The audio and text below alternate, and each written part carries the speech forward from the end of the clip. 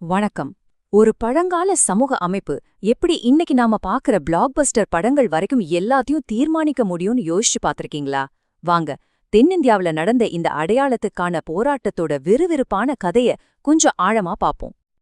ஆமா, கேக்கறதுக்கு கொஞ்சம் ஆச்சரியமா தான் இருக்கும். எங்கேயோ பல ஆயிரம் வருஷத்துக்கு முன்னாடி இருந்த ஒரு சமூக அமைப்புக்கும் நாம இன்னைக்கு தியேட்டர்ல பாக்குற சினிமாவுக்கும் என்ன சம்பந்தம் இருக்க முடியும்? மேலோட்டமா பார்த்தா சம்பந்தமே இல்லாத மாதிரி தான் தெரியும். ஆனா உண்மை அது இல்ல. வாங்க உள்ள போலாம். முதல்ல இந்த சாதிங்கிற வார்த்தை எங்கிருந்து வந்துச்சுன்னு பார்க்கலாம். இது ஒரு போர்த்துகீசிய வார்த்தையிலிருந்து வந்தாலும் இந்தியால இதோட அர்த்தமே வேற. இது ஒரு சமூக ஏணி மாதிரி. ஆனா பிரச்சனை என்னன்னா, இந்த ஏணில நீங்க பிறந்தபடியை விட்டு மேலையும் போக முடியாது, கீழையும் இறங்க முடியாது. பரம்பரையா அதே இடம்தான். சரி, இந்த அமைப்பு தமிழ்நாட்டுல எப்படி இவ்ளோ ஆழமா வேரூன்றுச்சு? இந்த வரலாற்று பின்னணியை புரிஞ்சுக்கிட்டாதான் நாம இன்னைக்கு பாக்குற சினிமாவோட அரசியலே நமக்கு புரியும். இந்த சாதி படிநிலைக்கு ஒரு தத்துவ வார்த்தை அடிப்படை இருந்துச்சு. அதுதான் சாதுர்வர்ண அமைப்பு. சொல்லப்போனா இது ஒரு 4 அடுக்கு சிஸ்டம். சமூகத்தை 4ஆ பிரிச்சு மேலிருந்து கீழே வரைக்கும் ஒவ்வொருத்தருக்கும் ஒரு தொழில், ஒரு இடம்னு ஒதுக்குனாங்க. ஆனா தமிழ்நாட்டுல ஆரம்பத்துல இருந்தே இப்படி இல்ல. சங்க காலத்துல பாத்தீங்கன்னா மக்கள் அவங்க வாழ்ந்த நிலத்தை வச்சும் செஞ்ச தொழில வச்சும் தான் பிரிக்கப்பட்டிருந்தாங்க. ஆனா போக போக சில வரலாற்று மாற்றங்களால பல்லவர்கள் காலம் வரும்போது இந்த அமைப்பு கொஞ்சம் கொஞ்சமா பிறப்பு அடிப்படையா கொண்ட ஒன்னா மாறிடுச்சு. மாத்தவே முடியாத அளவுக்கு இறுக்கமா ஆயிடுச்சு. எப்பவுமே அடக்குமுறைக்கு ஒரு எதிர்வினை இருக்கும் இல்லையா? அப்படி தமிழ்நாட்டுல எழுந்த ஒரு மிகப்பெரிய குரல் தான் சுயமரியாதை புரட்சி. இது வெறும் ஒரு போராட்டம் மட்டும் இல்ல, ஒரு புதிய சமூகத்தையே உருவாக்க நினைச்ச ஒரு பார்வை. இந்த புரட்சியோட முகம் யாருன்னு கேட்டா அது தந்தை பெரியார் தான். அவரோட கருத்து ரொம்ப சிம்பிள். மேல ஒருத்தன் கீழே ஒருத்தன்னு சாதிய வச்சு பாக்குற வரைக்கும் நமக்கு சுயமரியாதைங்கிறதே கிடையாது. இதுதான் அந்த இயக்கத்தோட ஆணிவேர்.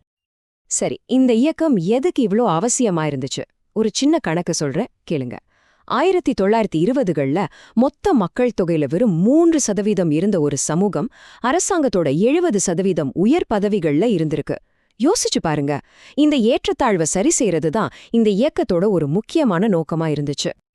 இந்த இயக்கம் வெறும் மேடை பேச்சிலையும் பத்திரிகை எழுத்துலையும் மட்டும் நின்னுடல. நேரடியா சமூக வழக்கங்களையே மாத்த ஆரம்பிச்சாங்க. அதுல ரொம்ப முக்கியமான ஒரு புரட்சிகரமான ஒரு விஷயம்தான் இந்த சுயமரியாதை திருமணங்கள். இது ஏன் இவ்ளோ பெரிய புரட்சின்னு கேக்குறீங்களா? பாருங்க, புரோகிதர் வேண்டாம், சம்ஸ்கிருத மந்திரம் வேண்டான்னு சொன்னாங்க. அது மட்டும் இல்ல, சாதி விட்டு சாதி கல்யாணம் பண்ணிக்கோங்க, விதைவர்கள் மறுமணம் பண்ணலான்னு தைரியமா சொன்னாங்க. அப்போ இருந்த சமூகத்துல இதெல்லாம் எவ்ளோ பெரிய விஷயம்னு யோசிச்சு பாருங்க. கடைசியா அரைஞ்ச 2ஆம் முதலமைச்சரா இருந்தப்போ இதுக்கு சட்ட அங்கீகாரமும் கிடைச்சது. இது ஒரு வரலாற்று சாதனை. சரி, இப்போ நம்ம கதையில சினிமா என்டர் ஆகுது. சமூகத்துல நடந்த இந்த மாற்றங்கள், போராட்டங்கள் எல்லாம் சினிமால எப்படி பிரதிபலிச்சுது? 90கள்ல ஒரு புதுவிதமான ட்ரெண்ட் ஆரம்பிச்சுது. அதுதான் ஆதிக்க சாதிகளை பெருமைப்படுத்துற ஃபார்முலா படங்கள். இந்த ட்ரெண்ட ஆரம்பிச்சு வச்ச படம் எதுன்னு கேட்டா அது தேவர் மகன். முதல் முறையா ஒரு சினிமா ஒரு குறிப்பிட்ட சாதி அடையாளத்தை இவ்ளோ வெளிப்படையா தலைப்பிலிருந்தே கொண்டாடுச்சு. இது தமிழ் சினிமால ஒரு பெரிய கேம் சேஞ்சர். தேவர் மகன் படத்தோட வெற்றிக்கு பிறகு இது ஒரு ஃபார்முலாவாவே மாறிடுச்சு. வரிசையா படங்கள் வந்துச்சு, தலைப்பிலேயே சாதி பேர்களோட. இந்த படங்கள் மூலமா ஆதிக்க சாதி கதைகள் திரும்ப திரும்ப திரையில சொல்லப்பட்டுச்சு. ஆனா இதோட தாக்கம் வெறும் தியேட்டரோட நின்னுடல. அதுதான் வருத்தமான விஷயம். இந்த படங்கள்ல வந்த பாட்டுகள் எல்லாம் 90களோட கடைசில நடந்த நிஜமான சாதிய மோதல்கள்ல வன்முறைய தூண்டுறதுக்கு கூட பயன்படுத்தப்பட்டுச்சு. சினிமாவுக்கும் நிஜ வாழ்க்கைக்கும் இருக்கிற தொடர்பு எவ்வளவு சக்தி வாய்ந்ததுன்னு இது காட்டுது. சரி, ஒரு வினைக்கு எதிர்வினை உண்டு இல்லையா? அதே மாதிரி இந்த சினிமாக்களுக்கு பதிலடியா இன்னொரு புதிய அலை சினிமாவில உருவாச்சு.